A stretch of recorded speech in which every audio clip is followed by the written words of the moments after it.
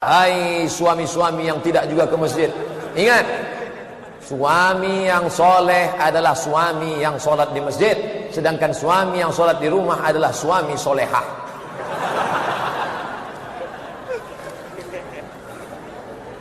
Asyahidul fulan, asyahidul fulan, asyahidul fulan. Mana si fulan? Mana si fulan? Mana si fulan? Kenapa tidak datang sholat ke masjid? Layan tahiyanna, layan tahiyanna. Berhenti. Mereka yang sholat di rumah, berhenti. Jangan lagi ulangi. La uharriqanna alaihim buyutahum. Akan kubakar rumah mereka yang tidak sholat berjamaah di masjid. Sholat di masjid. Sholat di masjid.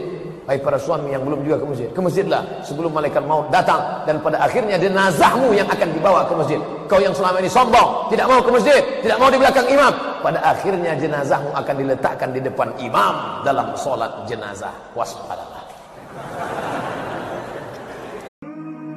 Apa hukum meninggalkan sholat wajib? Karena saya lihat akhir-akhir ini banyak sekali orang meremehkan dosa ini. Baik, apakah dosa besar atau kecil? Dosa besar. Meninggalkan sholat hukumnya dosa, dan dosa besar, apalagi sholat wajib. Orang yang sengaja meninggalkan sholat hukumnya dosa besar. Awas, hati-hati, lihat baik-baik. Orang yang meremehkan sholat saja disebut munafik oleh Quran, tempatnya neraka jahanam, apalagi yang sengaja meninggalkan sholat.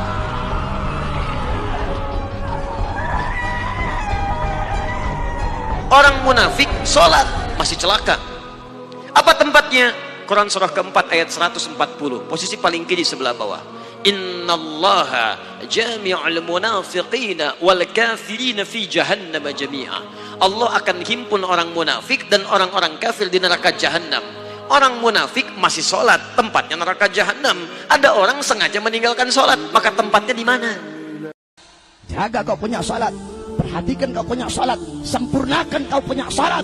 Salat adalah penentu kebahagiaanmu dunia akhirat. Salat adalah penentu kesenanganmu dunia akhirat. Salat adalah penentu beruntung atau tidaknya engkau di dunia akhirat. Salat adalah penentu kelak engkau dalam kubur selamat atau tidak. Salat adalah penentu kelak di yaumul ba'ats, di hari kebangkitan, engkau akan dibangkitkan dalam keadaan baik atau tidak. Salat adalah penentu kelak di yaumul mahsyar, di padang mahsyar, apakah engkau akan tenggelam dalam lautan keringat atau engkau dinaungi dengan cahaya Allah Subhanahu wa taala. Salat adalah penentu kelak di yaumul mizan, di hari pertimbangan, apakah engkau berat timbangan kananmu atau berat timbangan kirimu. Kelak salat akan menjadi penentu di yaumul hisab, di hari perhitungan, apakah engkau akan menerima bukumu dari sisi kanan atau dari sisi kirimu. Salat adalah penentu kelak kelak di siratul mustaqim, apakah engkau akan terpeleset atau engkau akan selamat. Salat adalah penentu surga dan nerakamu. Salat adalah penentu seluruh amal ibadahmu. Kenapa? As-salah ra'sul ibadah, kata Nabi. Salat kepalanya ibadah. Salat itu otaknya ibadah. Salat itu kepalanya ibadah. Salat itu adalah intisari ibadah. Baik buruknya amal ibadah kamu tergantung dari salat. Kalau kau punya salat baik, baik seluruh amal ibadah kamu. Tapi kalau kau punya salat rusak, kau punya salat buruk, rusak dan buruk seluruh amal ibadah kamu. Jaga kau punya salat. Perhatikan kau punya salat, apalagi salat jamaah. Al-Habib Umar bin Abdurrahman Al-Abbas, satu waktu anak beliau wafat. Ketika anak beliau wafat, datang orang-orang kampung takziah. Ketika itu orang-orang kampung datang takziah, apa kata beliau? Sungguh bagi kalian musibah agama adalah musibah yang enteng. Maksudnya apa, Beb? Iya, bagi kalian musibah agama itu musibah yang enteng. Maksudnya apa, Beb? Dijawab, bagi saya terlambat sholat jamaah lebih musibah daripada kematian anak saya sekarang ini. Kenapa? Kematian anak saya ini hanya musibah dunia, sedangkan terlambat sholat jamaah adalah musibah agama. Itu terlambat. Bagaimana kalau engkau meninggalkan sholat 5 waktumu dengan sengaja? Oleh karenanya saudara-saudara, dahulukan kau punya sholat, utamakan kau punya sholat.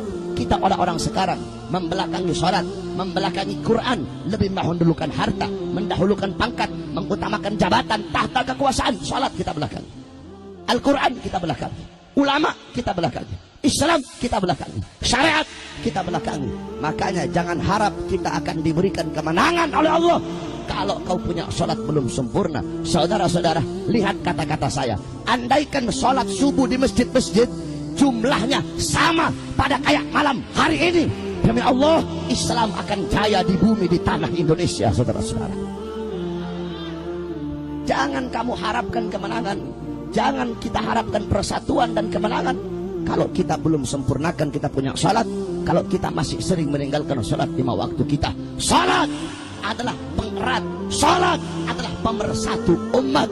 Oleh karena itu, jaga kau punya salat. Qala Rasul sallallahu alaihi wasallam, "Idza 'azzamat ummatid dunya, nuzi'at minha haibatul Islam."